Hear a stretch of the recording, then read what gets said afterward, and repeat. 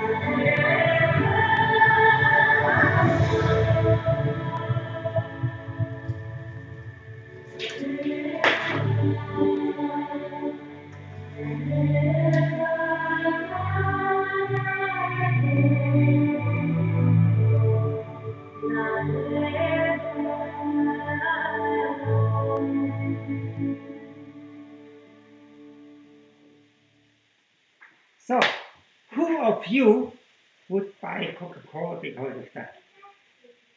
Who of you? Hands up. Hands up. Yeah, I think so. This is the biggest lie that we believe That we think it will not influence us. I mean, why do they do this film? Because they want to influence people, and people believe it. People, we always say, no, no, I will not buy Coca-Cola because of that. But this is the reason why they produce the film. And it's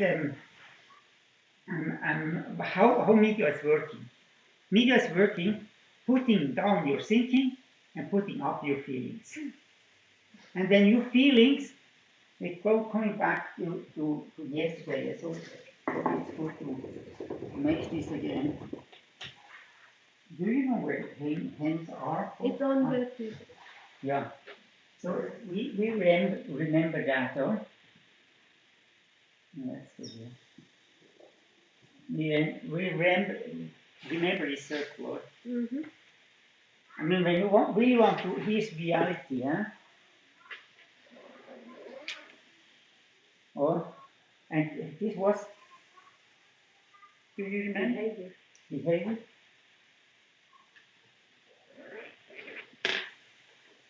Then we had values, and what I say thinking, or I wrote belief, but actually I mean more thinking and belief is often the same. But actually I would say thinking, because you can actively be thinking. You believe you actually can change your belief. You believe what you believe, but you can change your thinking. So thinking, and here is what? Heart. The heart, and say it's now the filio, eh? So, when you now want to influence people, what do? Talk about that? Yeah, you can, probably yes. Talk about that? Change behavior, or Mr. So with Coca-Cola would do that, and probably they have to say, no, don't drink too much Coca-Cola because it's not healthy. It has too much sugar. A lot of sicknesses. If you look to the WHO, the statistic of sugar is on a high place of sicknesses. I mean, Coca-Cola is really bad for our health. So when they would be honest or and say, don't, also Coca-Cola is good, but don't drink too much or something like that. Values, but they will go to the heart. They will go to the heart. If you win the heart, you win the people.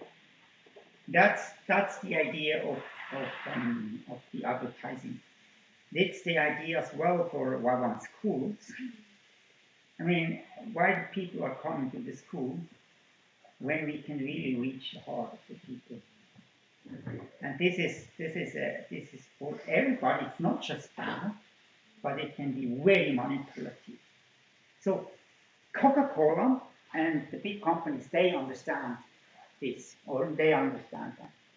They are not, when you look to Apple, and say Apple, they never talk about how fast it is, or how good it works, and how smart they have the equipment or the features.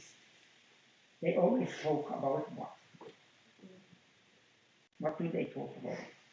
Apple's algorithm. About feelings, or I know, I read about them. I know the philosophies. They want to create a family, and everybody should belong to family and have this feeling. I belong to the family who shape the system. So we are the ones who shape the system. We are the ones who make a difference. We are the ones who are not like all the others. And when you have an apple, then you belong to the family. So when I look to your computer, so I feel so bad.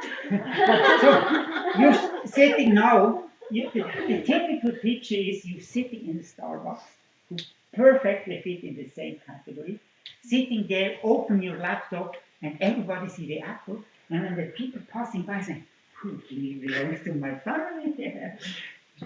But this is what they create, this feeling. It's not about the apple itself. And we can quarrel about the features of Apple, but this is not the point of Apple. The point of Apple is that they want to create a feeling that you belong to the family. And the crazy thing is, people are ready to buy it, even it's double price. They are ready to buy it. It's the double price, or even more. But they are ready to do that because it's so. When you reach this feeling, I can tell you, you can buy, you can sell everything.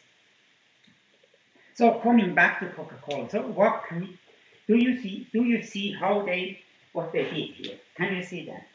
What's happening in the moment? So I have to say in the beginning, Africa, we will come then to Africa. This here is not made for Africa at the moment. This is made for the West. So we will then come to Africa and show you the difference. What is the difference? Because the Coca-Cola, they know exactly how are the people, and Africans are different in the West.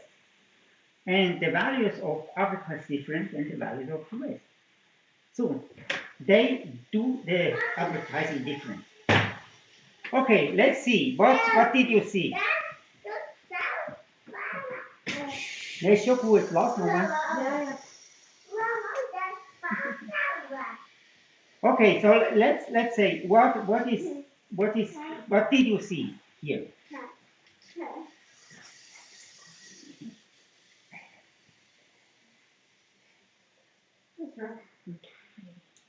What did you see?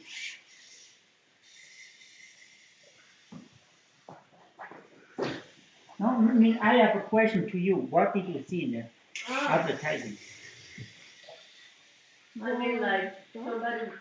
Yeah, so what did you observe? Now, when you know this here, what do you observe here? So how is Coca-Cola doing his advertising that people that they touch this video? Well, I think it's like kind of insight on obviously message of peace and reconciliation and like if you drink Coca-Cola, you will have this feeling that you are being good with the world and maybe part of the solution and even this impossible reality that you are the guy in the game are kind of the same warrior. So yes, obviously they touch your heart. Yeah. I mean, in my case, I will doesn't matter how extraordinary the video is. I will never think in drink Coca-Cola because my heart already knows how to make my my my my physical part. Mm-hmm. But it still feel this like wow, that's beautiful. Mm-hmm. Yeah. I mean, so even 100% is not healthy, when they touch that, you cannot do something against them. This feeling was always stronger than your thinking. So that's, but you're right. I mean, he has a peace, reconciliation. Drink, what did they say when you drink the Coca-Cola?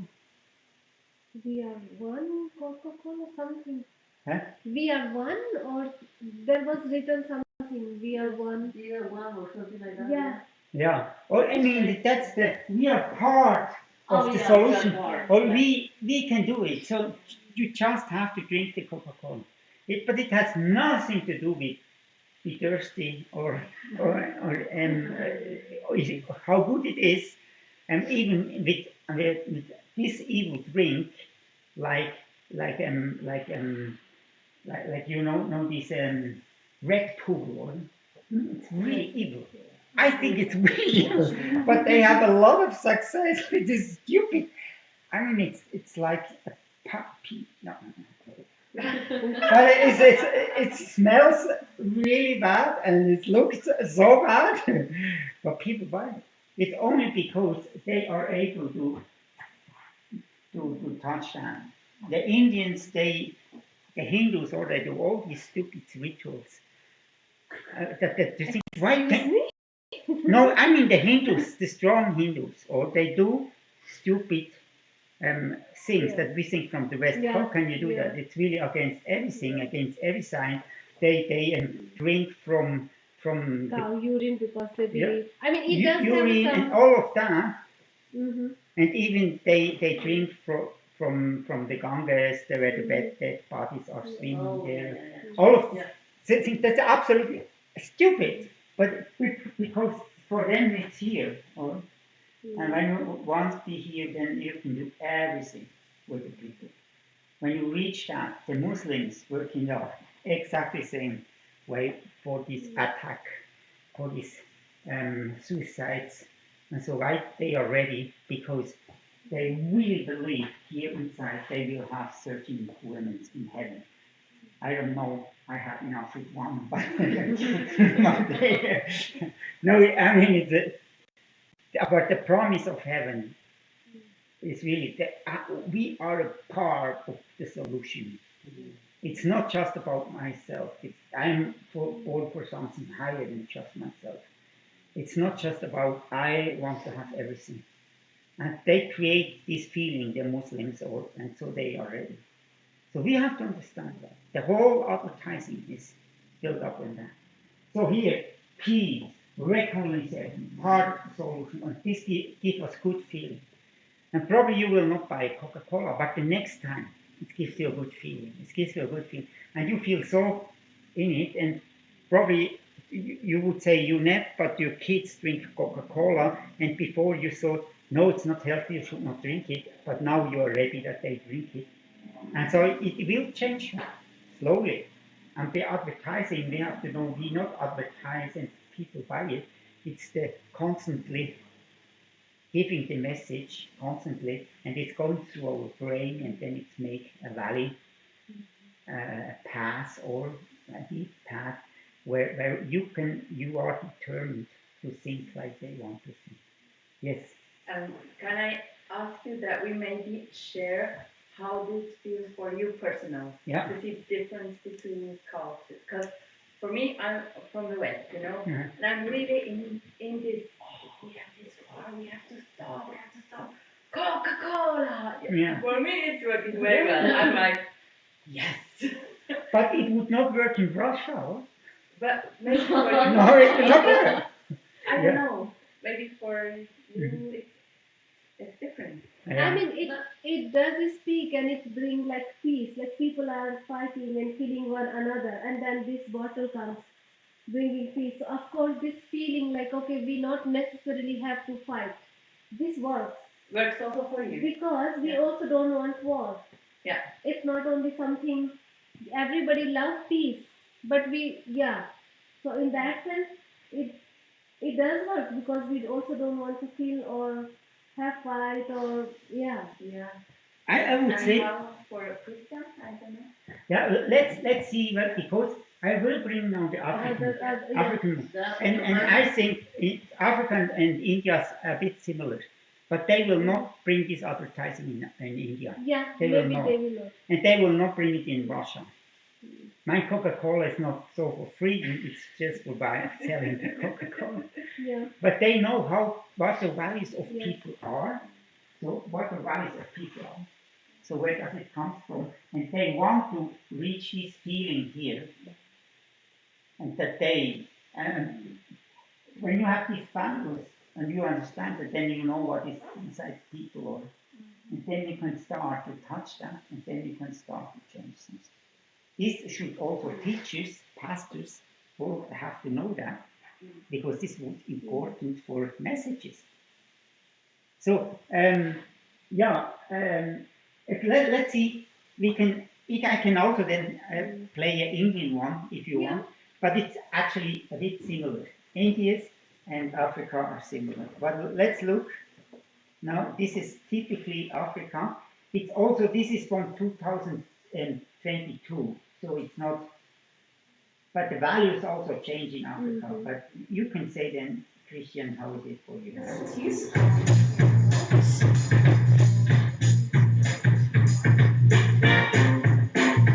I need love to ease my mind. I need to find Markus said, can hurry love. No, you just have to wait. She said, love don't come easy. It's a game of give and take. No, I can't bear to live my life alone. I brought a passion for a love to cut my own. But when I feel I can't go on. These precious words keeps me hanging on.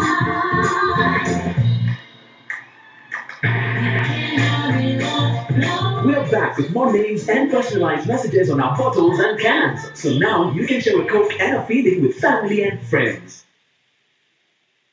So, this is typical for Africa. Would this work in the West? I mean, it's nice, but for me, it's not so emotional. It would not work. And therefore, Coca-Cola is not doing this advertising in the West. And it's actually not correct, politically not correct anymore, because the values are changing. And therefore, the fears of people change, and they know it exactly. So, Christian, what would you say to that? Yes, they did a wonderful work according to Africa context because we need something who can touch our feeling, friendship, and yeah, And especially a girl or boy, girl. yeah, That's still that's a high value, and it was. And when you look to advertising 20 years ago or 30 years ago, it was actually the same here in the West. And so, can you? This always touching for you. It's emotional. So a little emotional. yeah, It's emotional. yeah. And so wow, he get the girlfriend, and see, and this was in the West too. But this is we have to understand these values are changing, and I thought that that we can take a previous one from 2016 and just see the difference. They won. I just have to look where I have it. They won the prize of the best advertising with this one. I just have to look it because this I didn't prepare for today, but I think it's good when we see the difference. When you can see that. Yeah. So the Sima, you know it by heart already. Mm.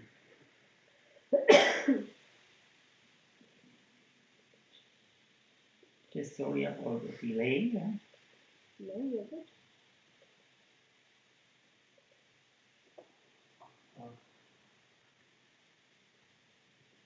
Maybe we have it. I thought I have it. I will find it. It's just a question of few minutes, of 1 minute, of 30 seconds. I have it. Otherwise, you can give a response or so, please. Yeah. Put this in.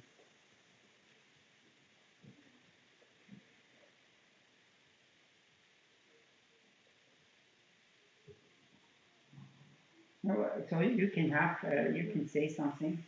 Maybe. Please say something.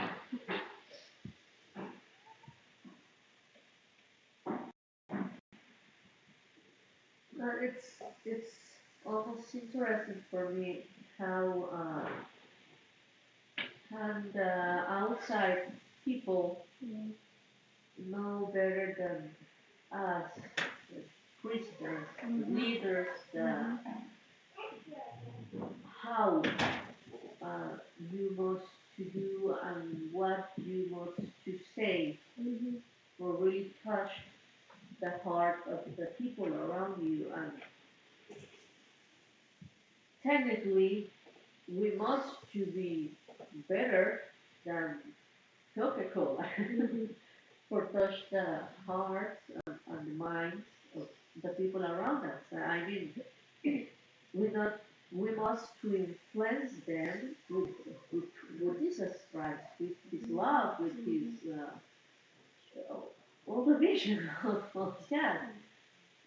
But we are not aware of kind of how how to do this, what to say, because sometimes we are even not aware what is happening with the people around me. So how can I know the way if I am not aware what is happening around me, with the people of my church, with my friends, with the neighbors? Yeah, so I think the we should touch the heart of the people, but we not want to buy what to sell something now. Yeah, I mean, we want to give the truth. yeah, And yeah, this is a challenge, or yeah. I mean, often we see that in churches that pastors manipulate, or they can win the heart of the people, but not in a good way. And this is the challenge of us, or to win the heart of people with the heart of God, Yeah, yeah, and yeah. not with our word. Or that's yeah. But you are right. Thank you.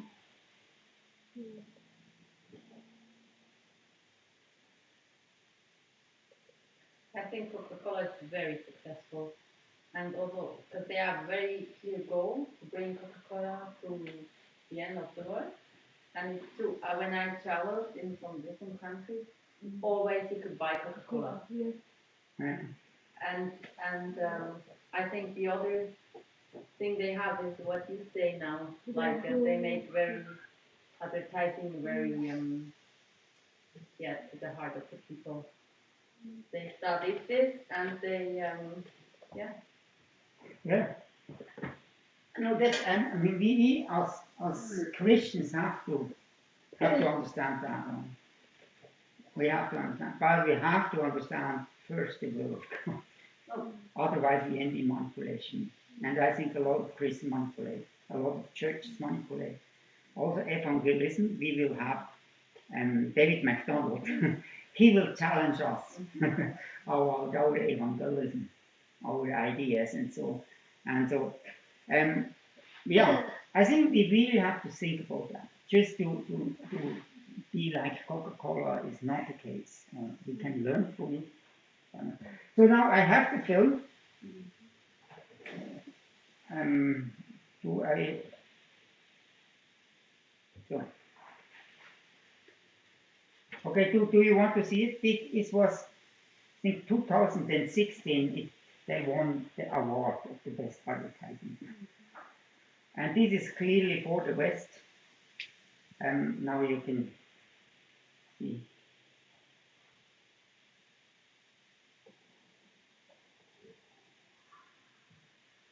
There is no sound there.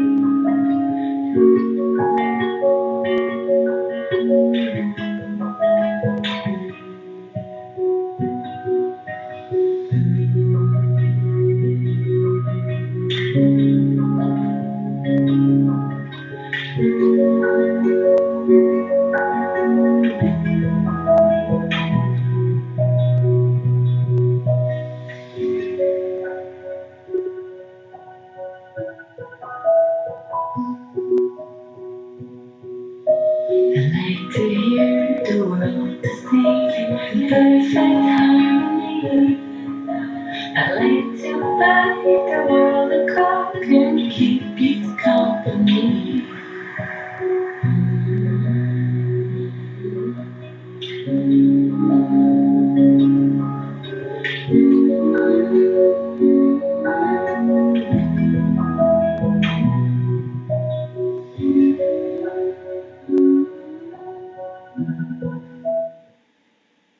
So what do you say about that?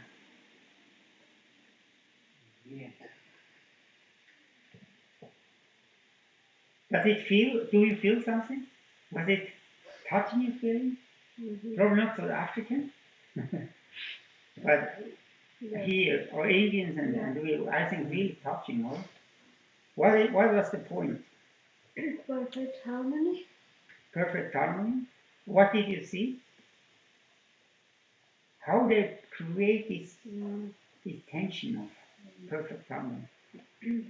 Well, first suffering Mm-hmm. and then friendship. I think the main key of the video is when both of the girls like just looking for the sunset and the Coca-Colas and the green, yeah, green day. So the Coca-Cola was the thing in common of both of them. So yeah, Coca-Cola was kind of the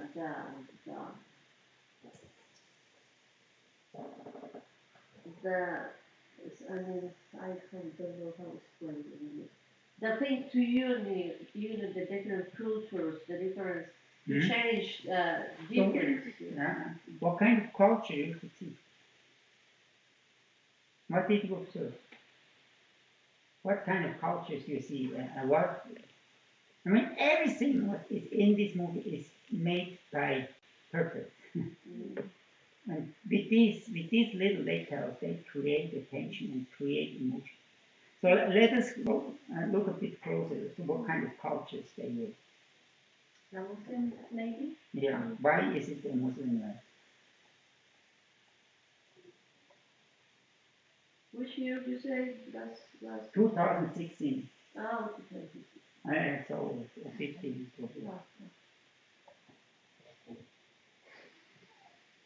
Why it was a Muslim? What did you say? Maybe because more and more Muslims are coming to it. believe that that video might be addressed to especially towards the Arab countries. No, no. 100% not. Uh-huh.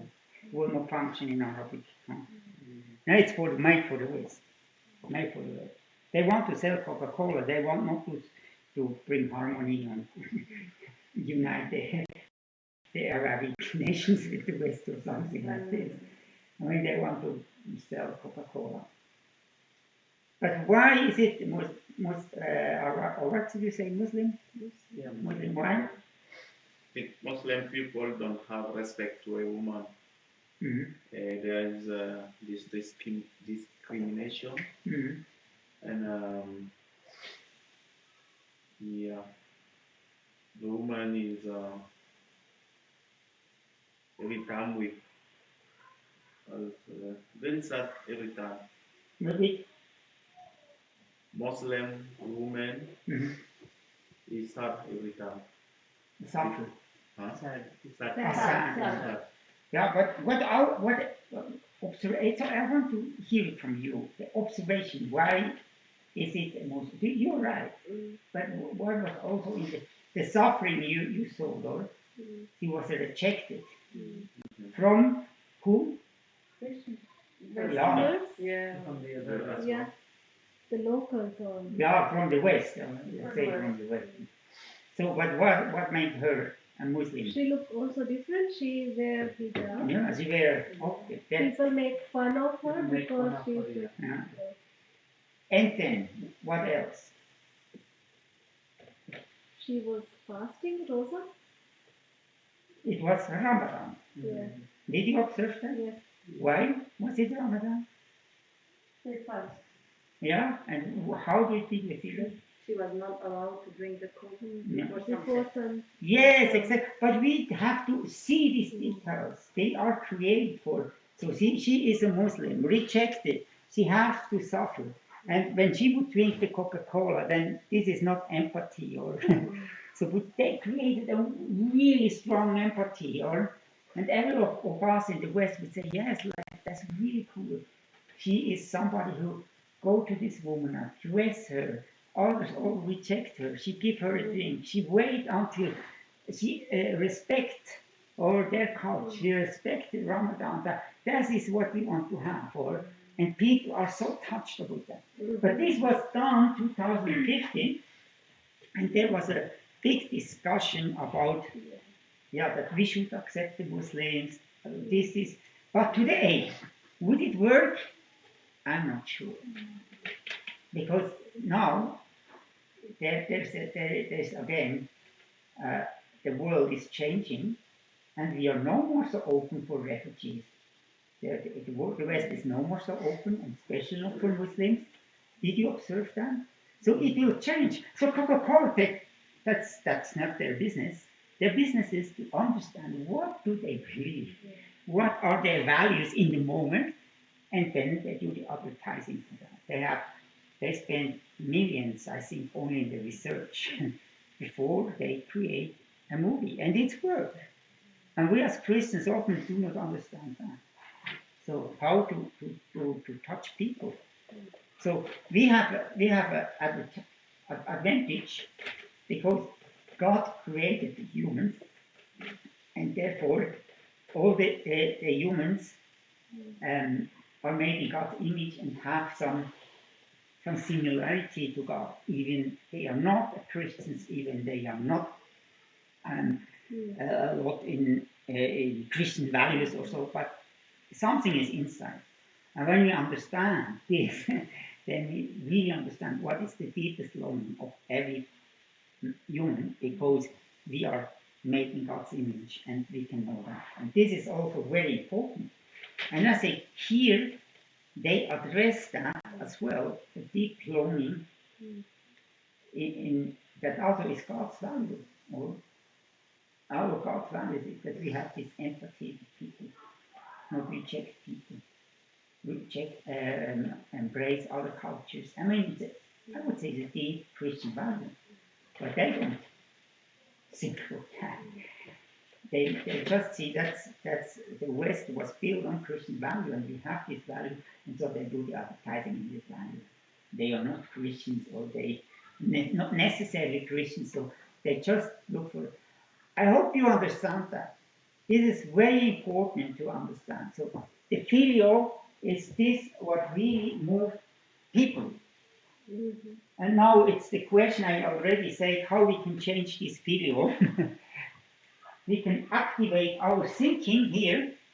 That's the only way we can activate our thinking and start to stop the thoughts who come into our brain and deepen our filial path more and more.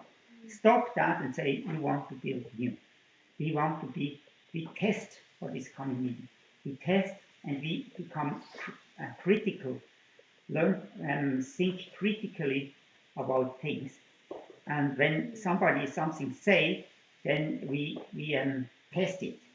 That means not that we see there is a difference between be critically testing and be cynical or be against everything. So we don't have to judge everything. We don't have to be critical about everything. We don't have to rise everything down. And it's not about that we are better than others. I know, but we want to learn how God is thinking. That's the reason. But we going on this path and we want to invite other people.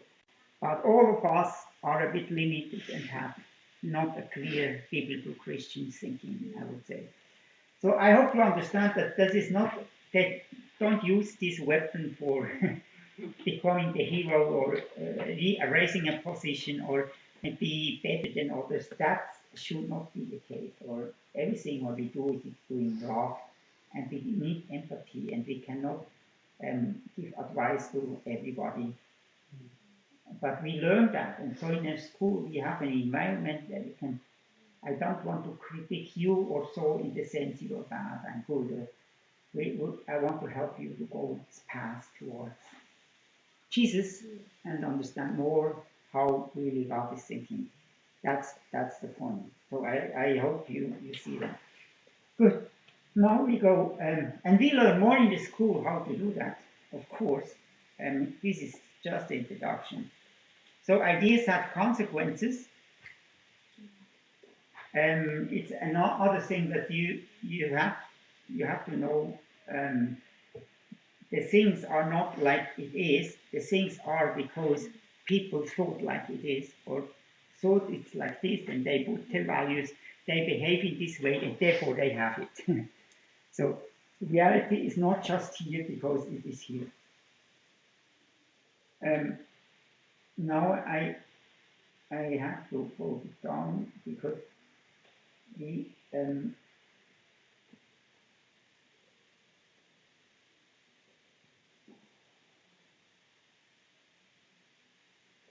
I brought the examples already yesterday. So here is another example. Ideas have consequences. So I was in North Korea with my BTS outreach. Also I was leading a BTS outreach to North Korea, and so we were really wild and young like you.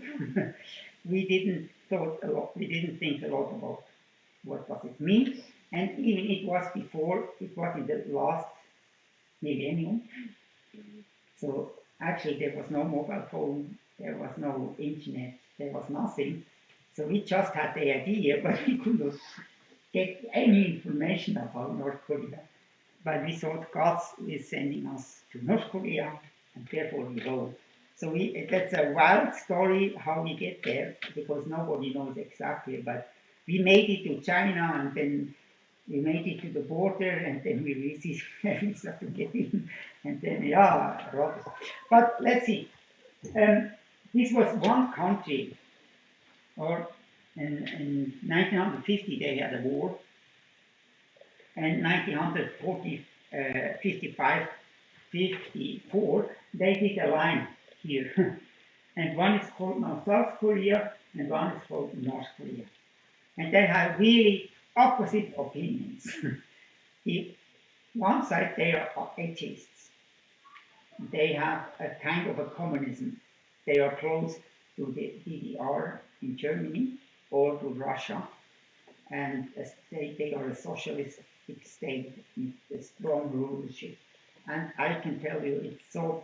I have so many stories about all the bad things that happened there, and we could not directly see it because we were like in a prison and Big Brother watching you all the time, and they showed us only the nice places, and we were not allowed to go any step further, or we are not allowed to take photography, or we are not allowed to do that and this.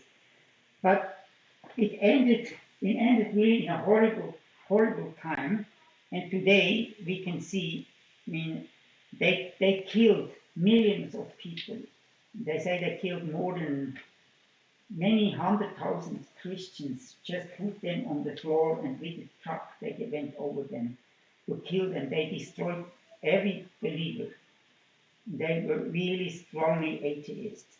And now they ended in a really, when we were there, 98, so it was a big famine there. People died every day. And in the evening, so we flew with somebody back from the Red Cross, Red Cross, and he was the only one who was in North Korea from an organization, and he was only responsible for dead people to put them under the earth because of all the hygiene thing. And then after that, the others came in the night and took them out again and eat them because there was really no food. In this time I was in North Korea. Or I mean it was horrible. And the other part look like it's I mean, it's a prosperous nation. There, you know that a lot of things come today from South Korea. Cars and mobile phones and all the items. So they are a successful industry. So what made the difference? What made the difference? The country, the circumstances, what made the difference? Their belief made the difference.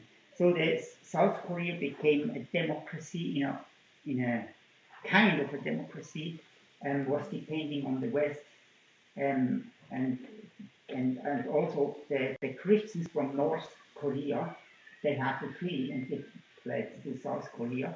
And South Korea, we know, has the biggest churches today, 50,000 people. So they are led by North Korean pastors. As now it's the next generation, but probably it's no more like this. But it was 30 years ago, it was like this. So they came, the Christians, and North Korea was in this time a Christian nation. The Pyongyang, the capital city, was called the Jerusalem of the East. There was 95% Christians. When they fled to South Korea, and South Korea were absolutely no Christians. They had the Shintoism, were strongly influenced from Japanese, and then they became Christians through actually, I don't know exactly the history, but mainly through the North Korean who had to flee to South Korea. So, but let's see, this makes the difference. Can you see? It's the ideology. So we stood, the picture, I made a picture, we stood here in front. This, they are have the same height as actually like not say in the Bible. So they made similar, that they put it, that they want to really destroy Christianity and the Bible, and they took a lot of symbols. So these are on bronze staffer, and when we came, the leader, Kim Il-sung, who died already, and he died for probably 1 year or 2 years, and so we had to go to him in the movie. They had him in a glass cave, and we had to bring flowers to him, and so that's all about worship, the founder of the country. So they worship this man, Kim Il-sung, like we worship Jesus. And from the beginning, in the preschool, they have to learn, like in the military, they have to go from the families. They are really, the state take care, and they doctrine them how good North Korea. So many stories, but just come to the fact, you can see the difference. And today it's a lot of hunger and poverty, and it was just once an idea. The idea that they want to destroy the Christian values, but also Christianity.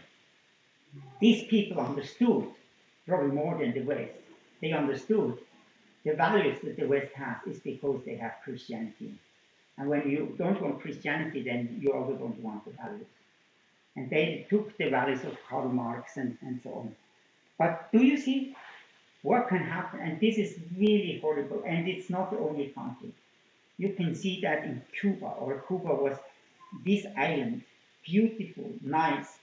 Communism came in, socialism came in, and now it's a desert. Or Venezuela, we can see that in Venezuela. We can see that in other places, like in Europe, or Europe has a line between West Europe and Eastern Europe. What is the difference? The face. One was the communism, and one was the liberal society, and they crashed somewhere by Poland. Today, it's no more like this. But this was, we can see it make a difference, what you believe. So why is the West different? And probably what you will see, Christian, is you will see a girl on a moped with a gun behind, on the back. What do you think about that? Then you would see them driving you. They can think to go to attack someone. Yeah. So what a Swiss would think about that? Well, this is her sport. Yeah. She is going to exercise. Yeah, I mean, this is something in Switzerland. Every man who do military has a gun at home. Or when I tell that to Africans, they say, "Oh, it would not work in Africa. That would be very dangerous." I'm right, Christian. I'm right. So, but it works here in Switzerland, or let's say it worked. But it worked, and so the girls, they probably when there is their sport, they go to exercises, and it works. Why? Why it works in the West and not in Africa or other parts of the world? What makes the difference? I think they are educated and responsible. I mean, they don't. You have to do some documents if you have a gun in Switzerland, and then you get some education. Yes, I mean clearly that, but I would say they have different values, and the values create different systems like registration and like taking that. But first, they have values, and our understanding is you should not misuse your gun. When you do it, then you will be cursed or you will have a punishment. So in Africa it wouldn't work because they could probably have the values, but they would not find then the punishment or the people anyway go free. So by us, is the system is built on the value and it's really clear, so you cannot misuse the gun, otherwise you get punished. And this is not, it's because of the values. The values that we have the freedom to have a gun to protect ourselves, like in America. This is the discussion, should they have, probably heard that, big discussion about should they have guns or not. But this was the idea that we can protect ourselves, but not the gun is not there to misuse it and attack others also. But for defending yourself, it was okay. So in the Reformation time, John Calvin also had this idea and said, when the king only has weapon, then it's dangerous. Because the one who has weapon will determine. He will do everything. So then he will control, but he will also tell what to do. When you are not agree with that, then you have to obey him, or you have to do that. So when you want to build up a democracy where people are self-responsible, then you have to give them a weapon. It's like Nehemiah in the Bible. They built up the city wall with one hand the shovel and the other hand the sword. But this is only for protection, not for attacking people and not for misusing it. And so the Swiss understood that and they built laws that protect that. And then everybody wants to start to misuse it, then he gets punished.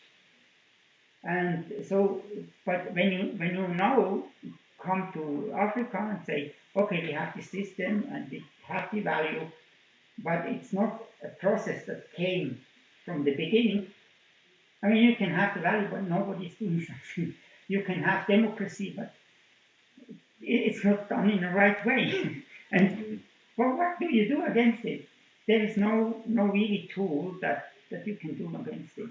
But it's the value that you have to understand. We build up, why do we build up the laws to protect something? Because we want to have that.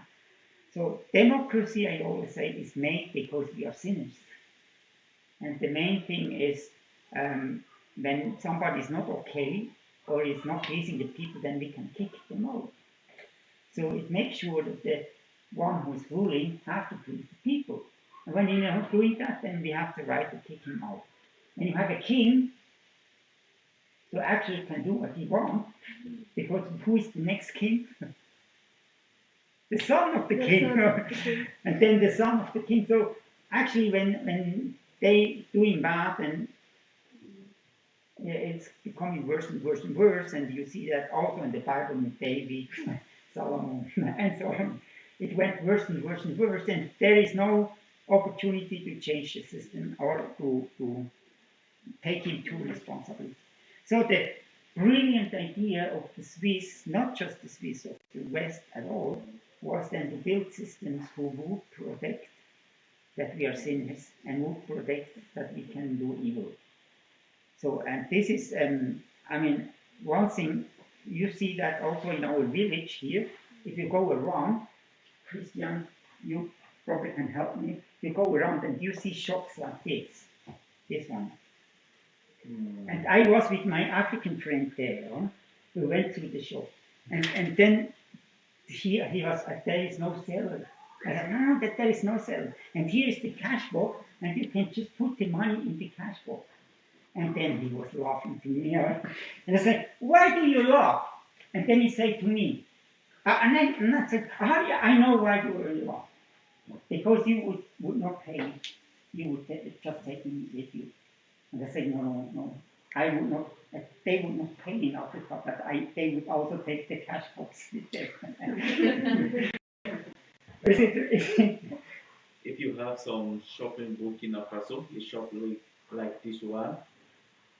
In one day, you can sell everything, but without money. Yeah. Everybody have to come pay what he wants. And the cash box is missing. Yeah, free of charge. Even if in the big shops they need to put cameras. Even that, some people try to steal.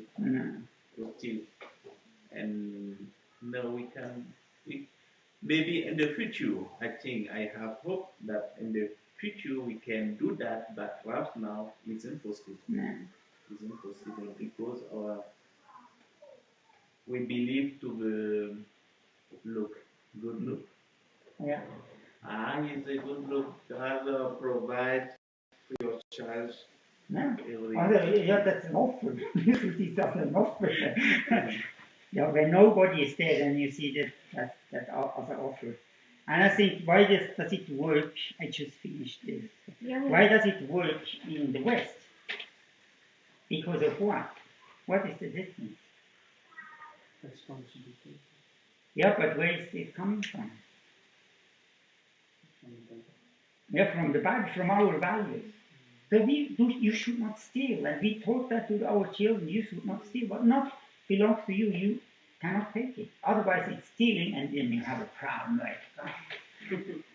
So, my last example is, let's say, Christian is a butcher, and you are the farmer. So you sitting in the same church, I'm the preacher. And now I say, you should not steal, you should not lie, you should not misuse. When you do that, you have problem with God. So Christian is the butcher, or he's looking back to it's not money, but it's money on the sheet. Catherine. He's looking back to Catherine and say, did you hear that? Next time when you bring the cow, then bring not the 2-year-old when you say it's the 1-year-old. Or also, do not cheat me. Because I cannot test exactly, probably 1 and 2 years you see the difference. But from 2 to 3 you don't see the difference from catch, but the meat is different. So you say, did you hear it, Catherine? If you do that, you have problem with God. And Catherine looked to you and say, hey, did you hear that, Christian? If you do that, you have problem with God. If I bring my cow to you, and then you took some meat in the pocket, how can she taste that you give her all the meat? She has to trust you. And so she say, okay, I trust you that you give me all the meat and don't put some in your pocket, because I know you don't want problem with God. See, this works. This morality work, you don't want to have problem with God, therefore you behaved in the right thing. So this fear of God is very important for building a society together. Why you can trust Him, it's because of God. When there is no God, so how can you trust Him? What can do the farmer do to try to make sure that he gives you all the meat and not put something in your pocket? How can you do that? Huh? You need a law, or you need a controller. you need a camera, you need all that things, and in the end it's the question who controls the one who controls, and then you need again a controller who controls the controller, and so it's endless. So when you take God out of the picture, then it's endless. And there is, in the end, it's just power game. The one who has more power has the ability to take what he wants to take. And you are depending on that. So God is actually, even somebody said, even when God not would exist, just the image, just the belief that God exists would hold a society together. But this is not the case. But this is a bad argument because when there is really no God, then it's stupid to believe in a God. It has all the consequences as well. But can you follow these thoughts? How important it is, and when we lose this trust in God, when we lose that people come to church and hear it every day, and the kids hear it from the parents, you should not steal, you should not lie. And when we not teach this value and bring this with God together, then in the end, we have a power game of everybody is not trusting the others and cheating the others, and the powerful will win, and in the end we have dictatorship. Because a democracy cannot be without God. The God, the one up higher than us, makes sure that the whole system can stay together. When there is no God who holds it together, then a man has to be there and hold it together. But then we live on the man and we live on the dictatorship. So this is, don't just talk about the same thing again and again and again. I think so, yes. So, also, I just say the consequences of the West. So it's there's a book Jeff Fountain yesterday, the one who could not had a hard time to speak in the morning. Do you remember on Zoom? Who said he The has one no Jeff voice? Fountain. He wrote a book about that we turn back to animism. So when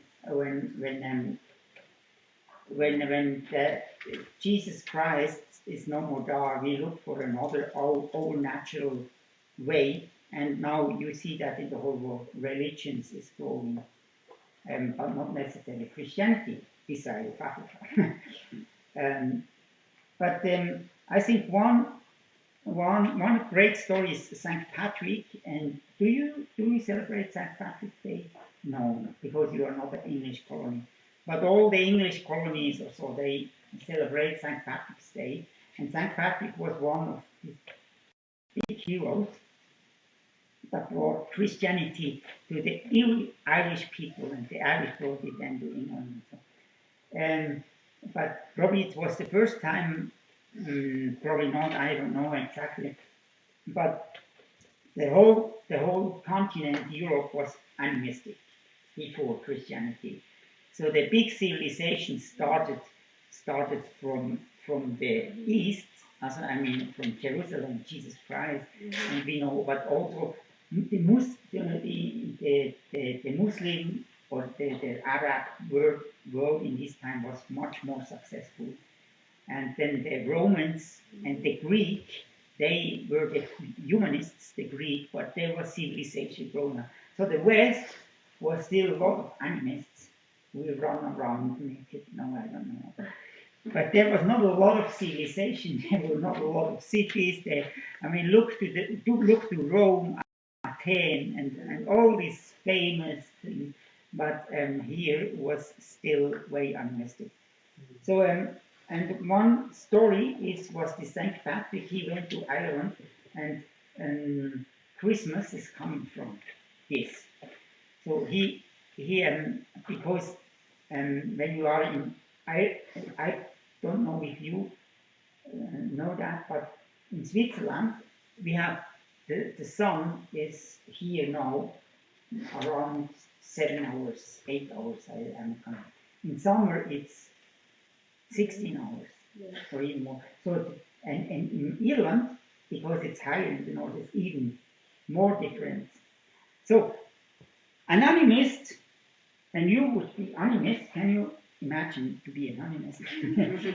And now you observe that the sun is going away. What do you think? What would you think if you're animist? Why is it like this?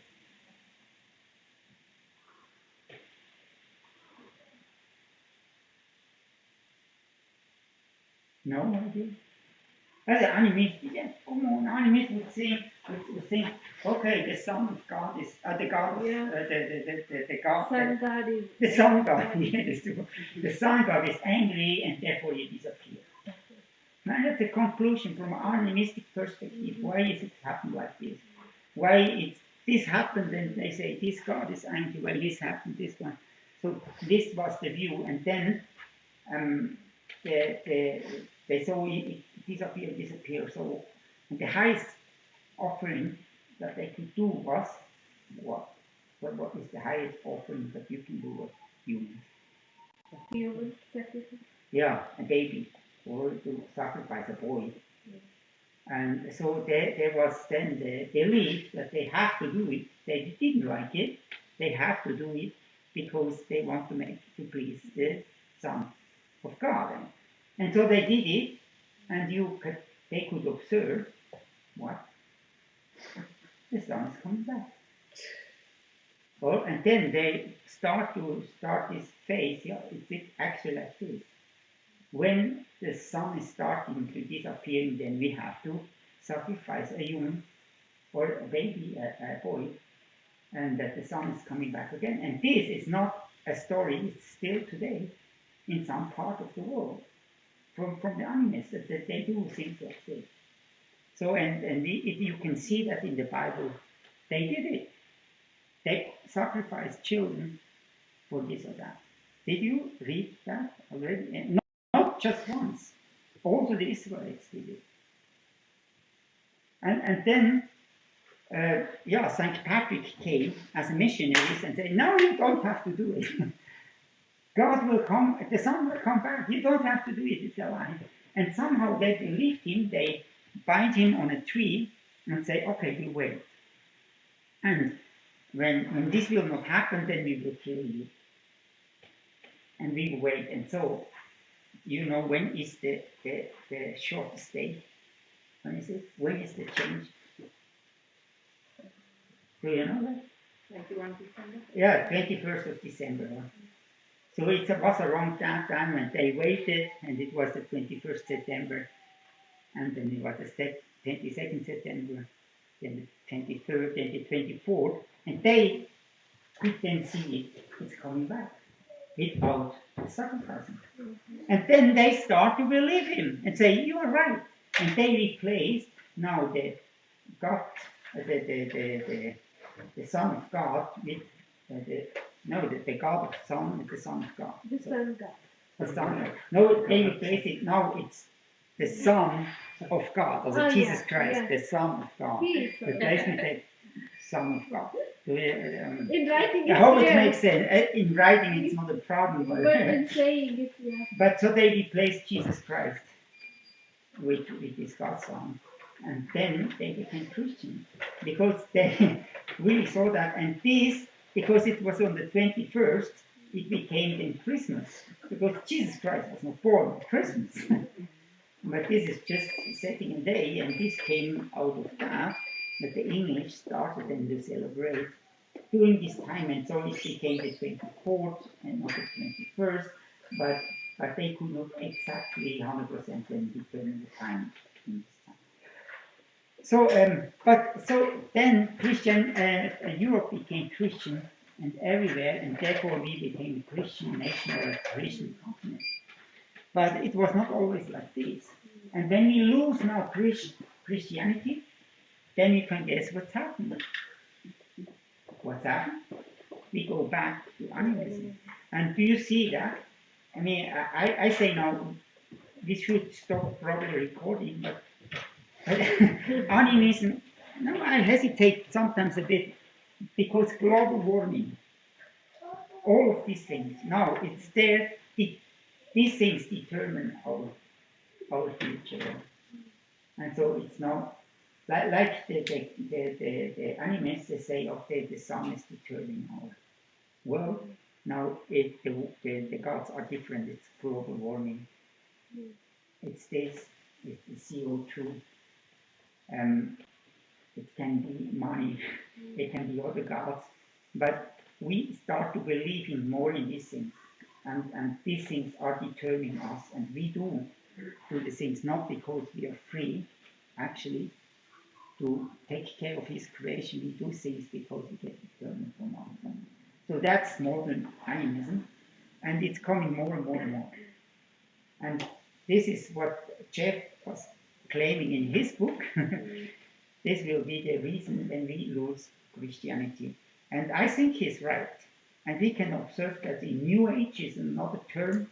New Age, the people start to believe in any kind of things, and so on. So, God wrote 2 books. Do you know that? God wrote not just the Bible. That's just one book. What is the second book?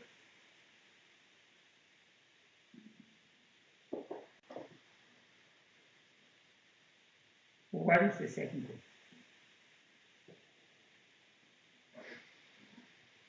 A lot of Christians don't know it. But the second book is what? Creation. So you can say he wrote his book and his work, or his writing and his creation.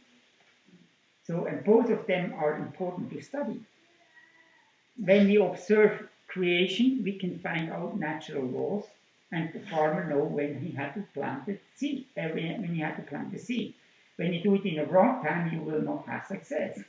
Is it right, Kathleen? Yeah. So you can do it wrong. So you have to find out how God created nature, how nature is functioning, how the natural laws are functioning.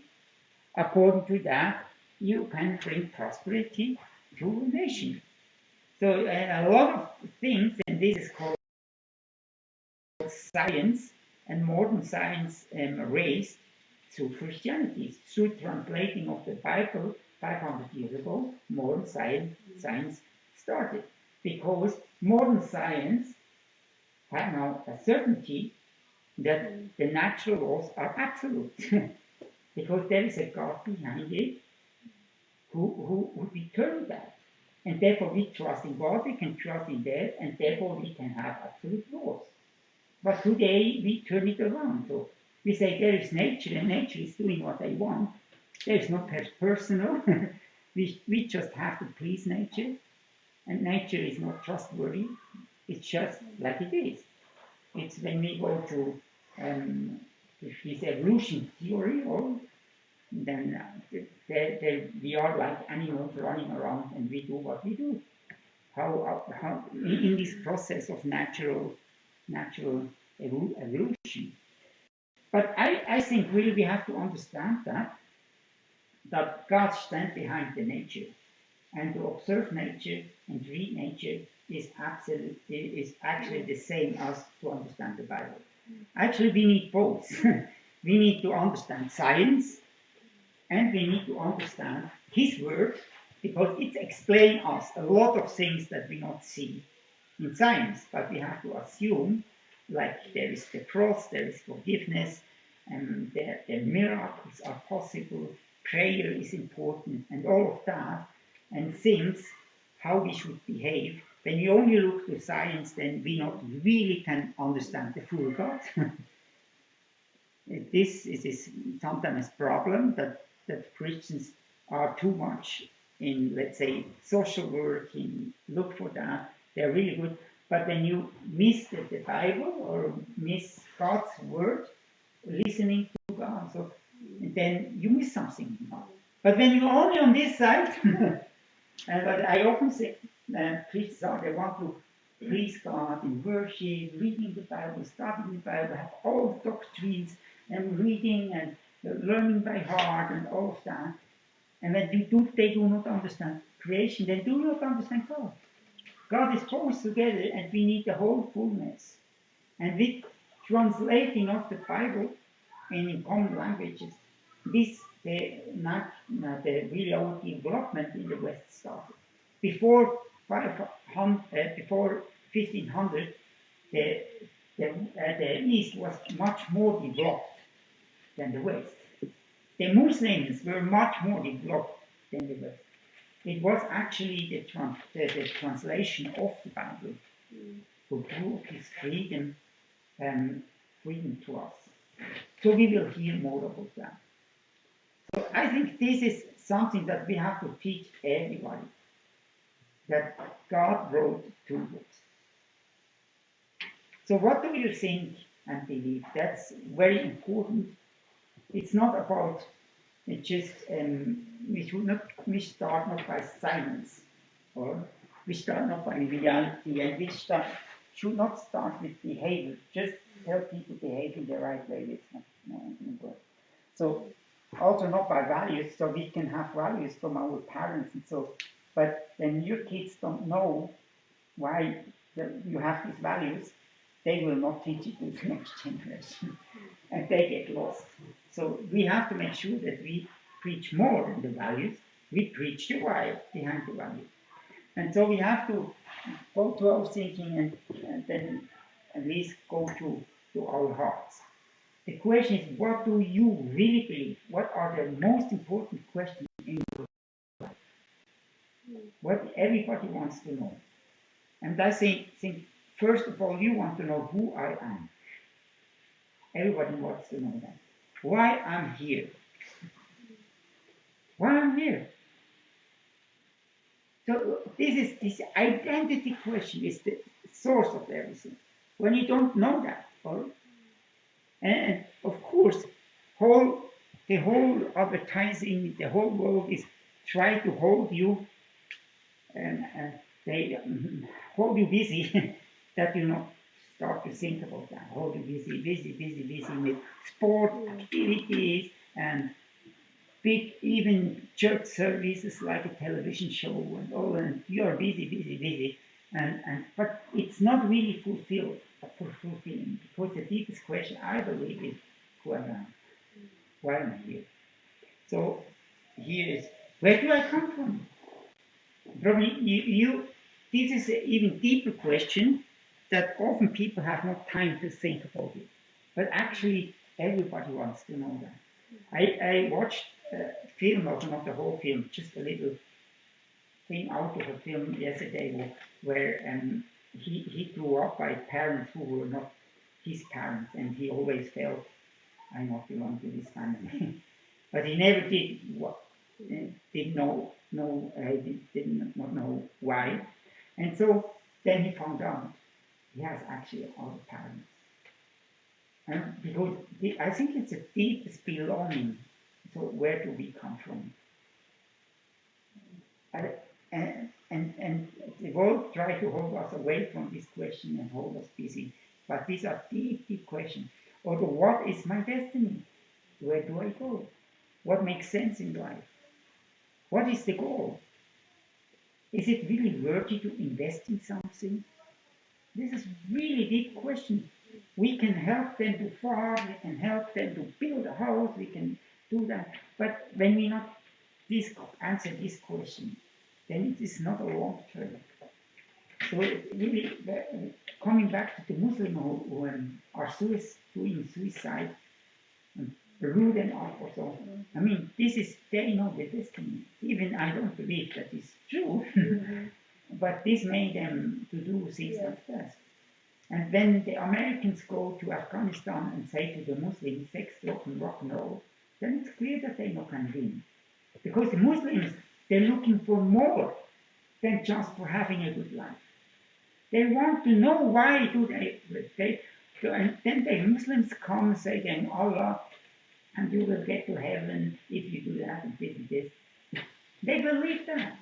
So these two, America standing here and Muslims standing here, they're not fighting like this. They're fighting like this. They are on a lower level because they don't have a metaphysical dimension anymore. And therefore they are not successful. And I think we have, as Christians, have to really think about that. And of course, when we say our destiny is in heaven playing harps on a cloud, I don't know. I think it's wrong. But we have to tell them our destiny is creation, a restored creation. I can go and play football in heaven. But this is the sense. And everything what we do and build up has eternal value. You are made for something higher than just yourself. You are made for eternity. Of course we have to die because we are sinners, but there is a resurrection. And we are made for this eternity. And every suffering that you have now is not so a big sin. Because we are made for eternity. And when we not come to this point as Christians, and not just take values and say behave in the right way and do that and this and this, or even say we go to heaven and play harps on the cloud, of course we not have really influence, and I think we never find out our destiny because we are made for taking care of this creation. This we will look into the Bible later. And where do I go to? Why there is evil in the world? And that's a big question. Why there is evil in the world? The Karl Marx, he answered the question why there is evil in the world. He said, okay, evil is in the world because you have more, the other have less, and this is quarreling, and so now make everything equal, then we don't have evil in the world. So he actually was Jesus Christ who brought, in a sense, brought the solution to the world. This is a big question. Why is evil in the world? And we as a West, we say evil is anyway bad, and we try to reject evil with every force that we have. But if forgot, Jesus Christ suffered on the cross. It is evil, but it was the solution for the world. So we have to see eternally, and when we not see that, then evil makes no sense. And so every pain that you have makes no sense and is a curse. But when you have a long-term perspective, you see it absolutely differently. When we only see the cross, that's a pain, that's a curse. While the cross was the salvation for the whole eternity. So we need to have, and we will go over in this question, where is evil coming from? And you read already the book, and you read already a bit about it. But these are questions that we have to answer, and we say as pastors, hallelujah, everything is good, bring the money and you get rich, prosperity gospel, and let's come, we pray, you have a problem, let's pray for it and you get healed. And when you not get healed, then you don't believe right, or you don't get healed, then you pray wrong. And the whole perspective is just taking all the suffering away and give them luxury and give them a good life, and this is the only purpose in life. And a lot of churches go in this way, I would say. But that's not the sense of life. The sense is much deeper. You are born for something higher than just yourself. So this is but this is our evangelism. And this is something that's deep here inside. That we want to know because we are made by the Creator. And then another question that we also, and we will talk about that more and more. Through the whole school, we do assignments who have these questions anyway. And so what is really important in life? And then out of this world, you start to set up values, what is really important. And we cannot see the belief of the people, but we can see the value. And from the value, we can assume the belief of the people. So this is then the system what we do. So we will then put up values and what is really important in the world. But these are questions that have to be answered.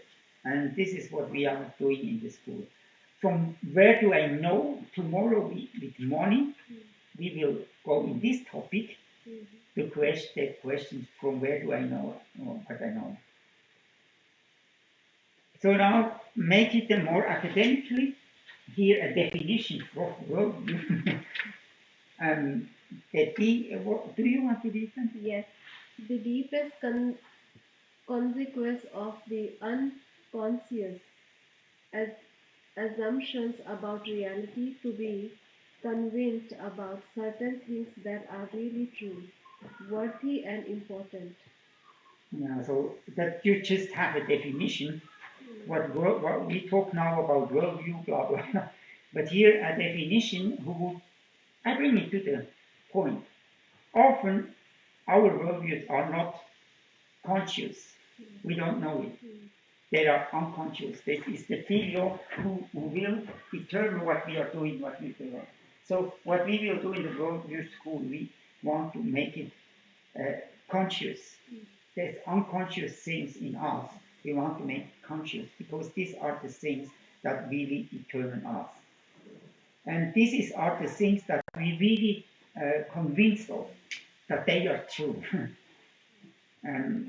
So let's say my father said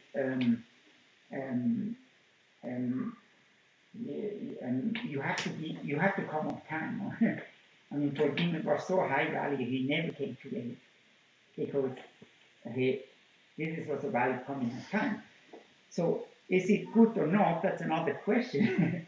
But you see, that's the value, and then we can reflect back what is the belief behind it, what is the failure to then. It can be that you are a very humanist, and just because we are machines, and now we have to produce, and we are late, and we produce less. When you are in Africa,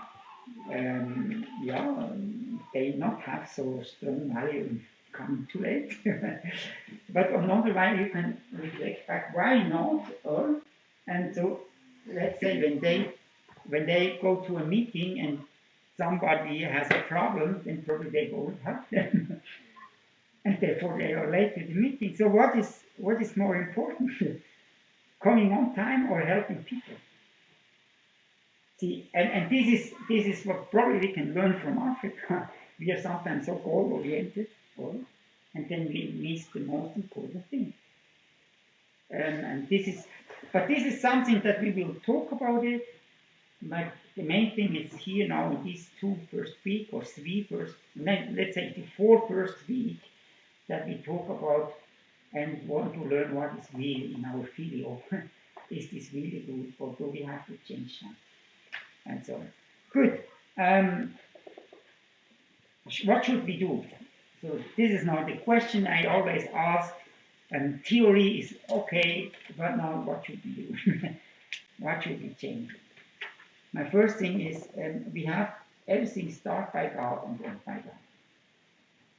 I mean, we not think out of ourselves and what makes the most sense for us. We really have this in our heart to say, no, we want to start by God. And I'm ready to put all my assumption, all my belief, all my loves, I can put on the cross and start by God again. Do you hear me? That's hard. Or things that you really love, you have to put on God. So you think, Switzerland is the best nation. You have to put that. Is it really like that?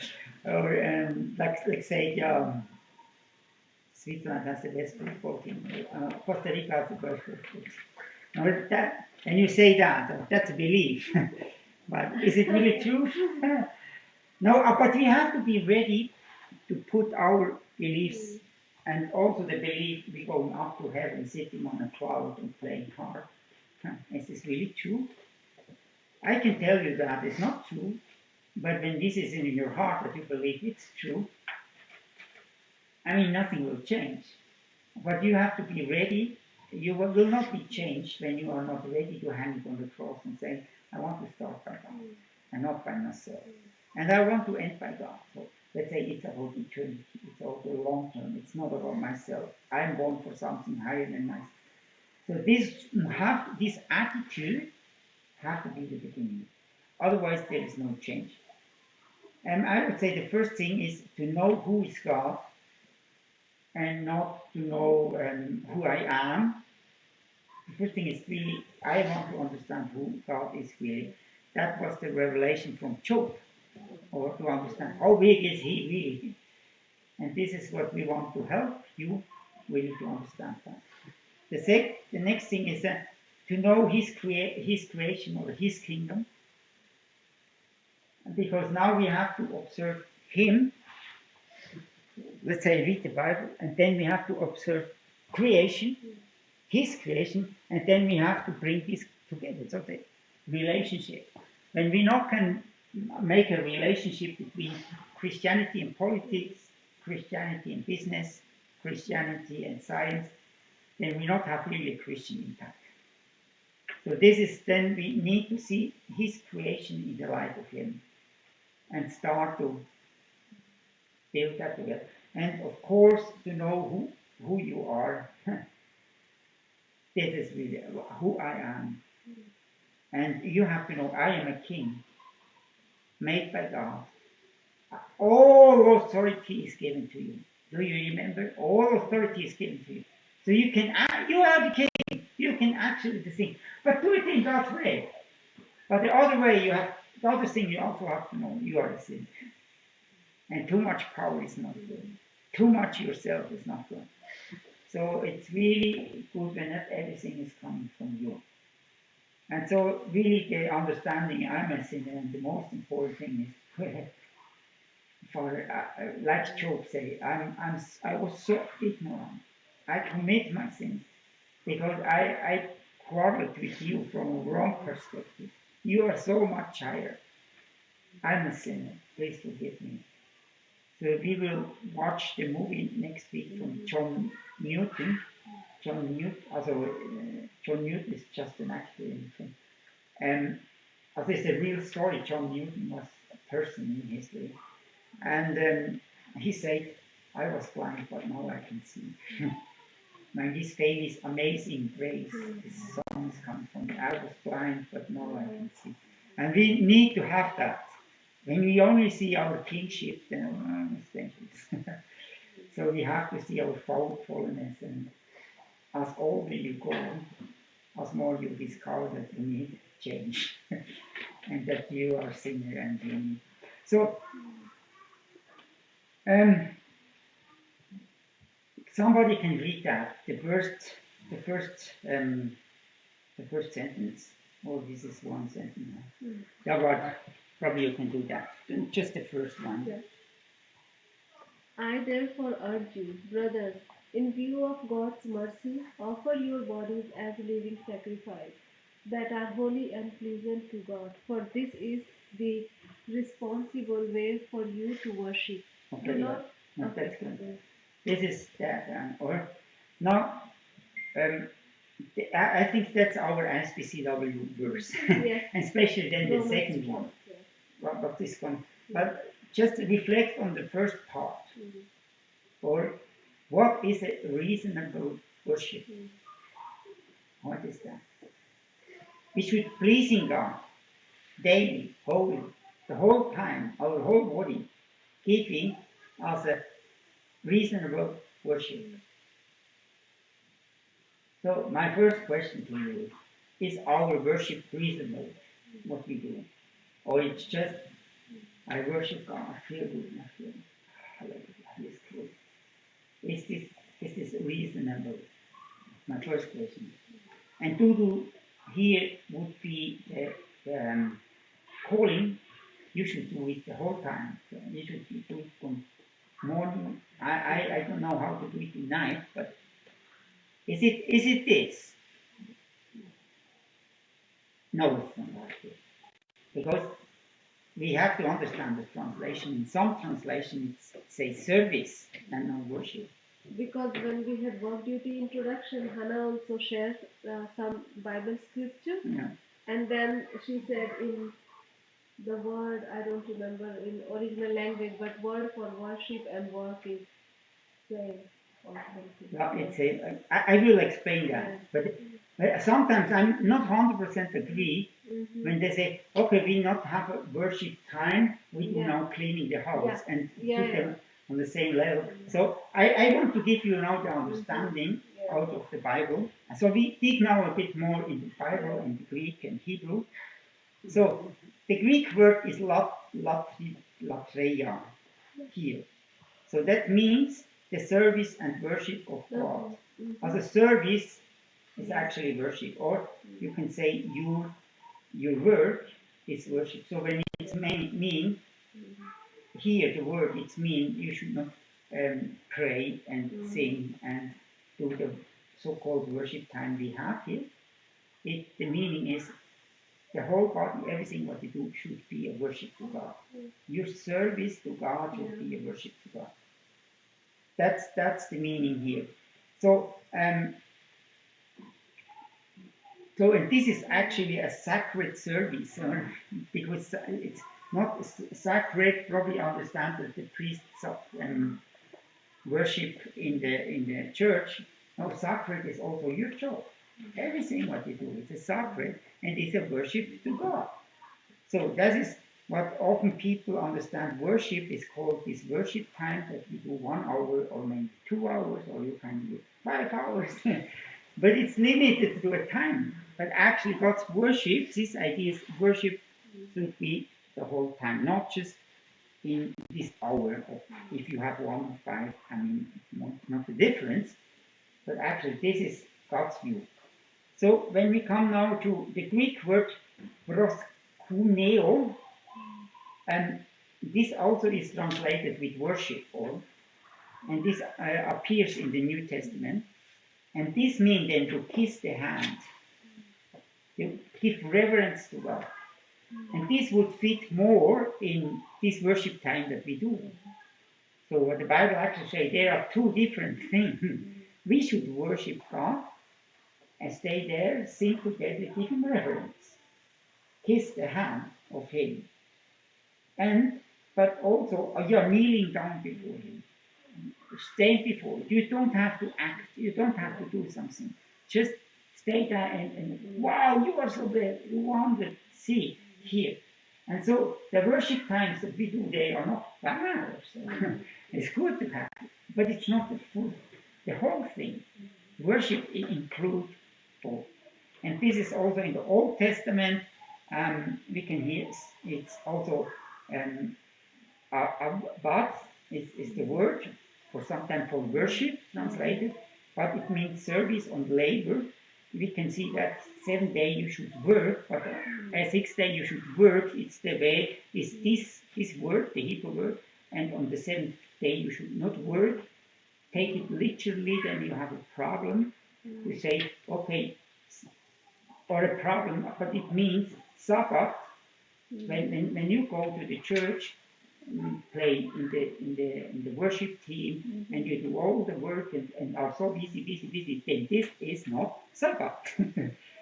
Sabbath has nothing to do with the church, actually. So Sabbath has to do, you should not do service for God. Sabbath has to do that you can come to rest and rest and worship God, kiss His hands, and stay before Him, give Him reverence. So, and also the Hebrew word, of course, there is a Hebrew word, and we don't have to go in that. But I think then the second part of the Bible, the second part, you can read that here, the second part. Yes. Do not be conformed to this world, but continuously be transformed by the renewing of your mind, so that you may be able to determine what God's will is, what is proper, pleasing, and perfect. Romans 12:1-2. Yeah, thank you. Mhm. So, I mean, this is our verse. Yes. Actually, what we do in the work, in the Worldview school. So, do not be conformed to this world. Do not have the teaching from this world. Do not see the world with the university teaching that you receive in the secular university. Not that this is bad, but we have to bring God in the picture, and so we get constantly be transformed, renewing our mind so that we may be able to pleasing God. And this is what we want to do in the school. So that renew our mind, and I think that is the reasonable worship, meaning renew our mind, not doing in the way of the secular.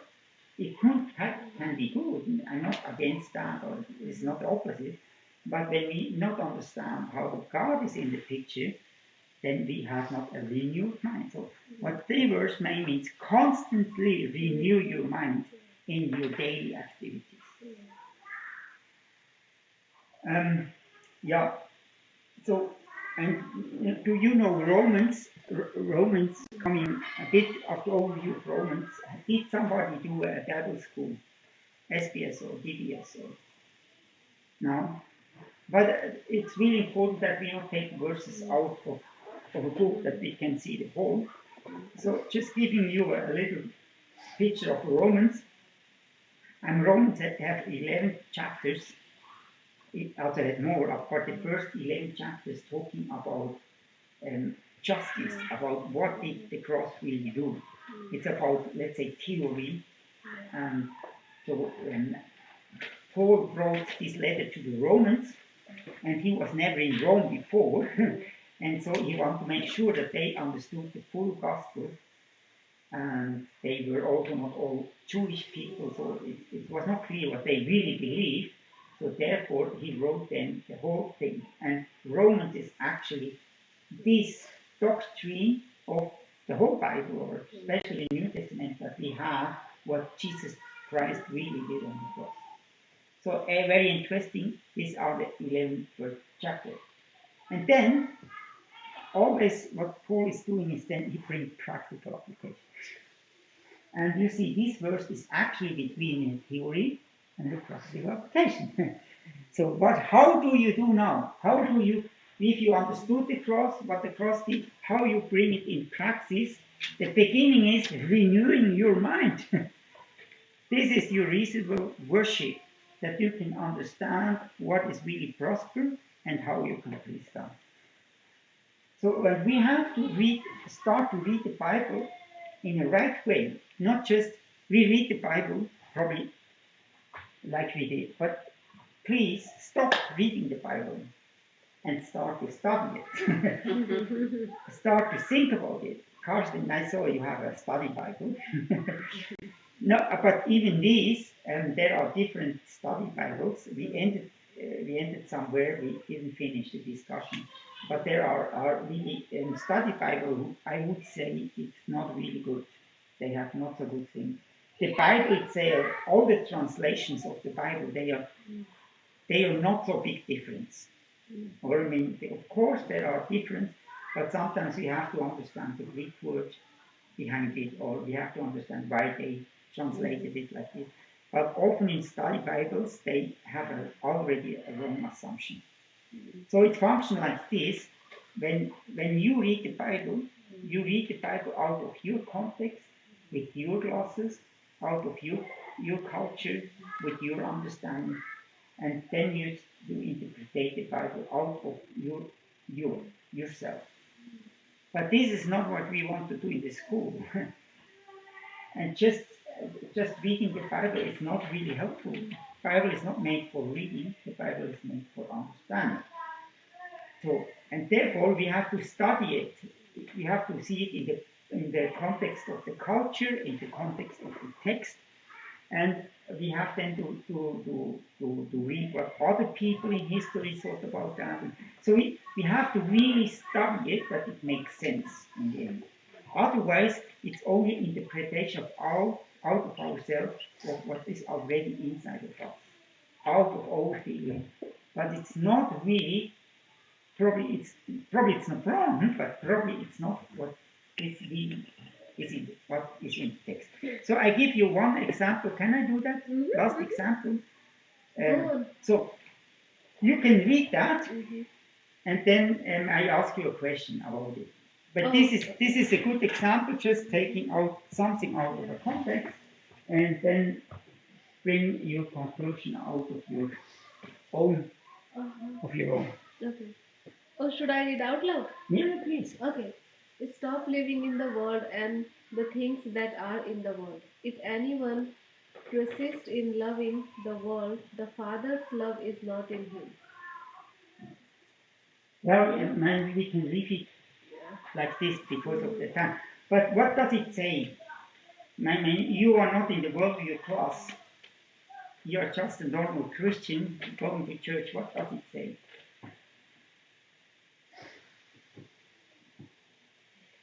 Don't care about the world. Yeah, don't care about the world. So what I'm saying here is all somebody can say it's everything wrong because the Bible says the opposite. But that's not what it says. But that is not what it says, and especially when you read the next, you can already assume that. Can you read For it? everything that is in the world is desire for fleshly gratification, the desire for possession and worldly arrogance is not from the Father, but is from the world. So what is not good? What is not from the Father? Fleshly desire, Fleshly desire, possession, worldly arrogance. arrogance, That's not from the Father. So next verse. and the world and its desire are fading away, but the person who does God's will remains forever. So even here, you can say, okay, the world is fading away. Everything what I say here is wrong because the Bible says something different. But the problem is that you read now this text out of your culture, of your understanding, of your assumption.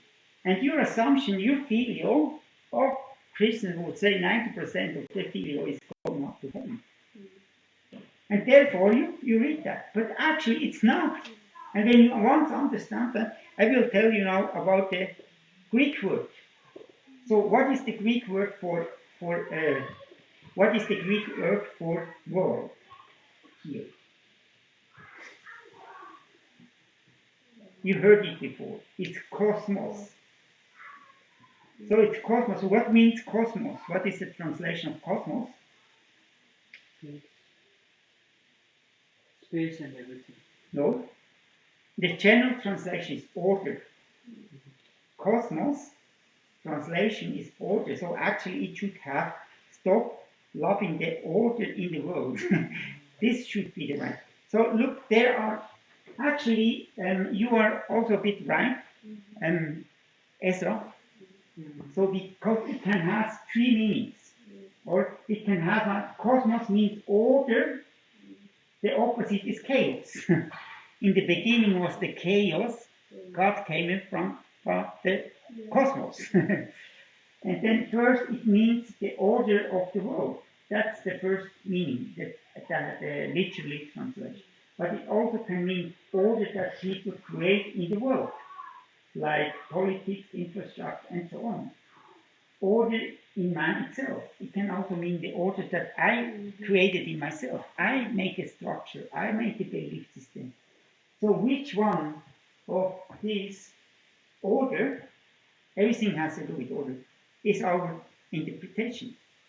Actually, pure from, literally from the text, every three can be taken. Right? When you now take the first one, then you say, okay, yeah, God's order, creation will disappear. And we will be away. But you don't have necessarily to take that.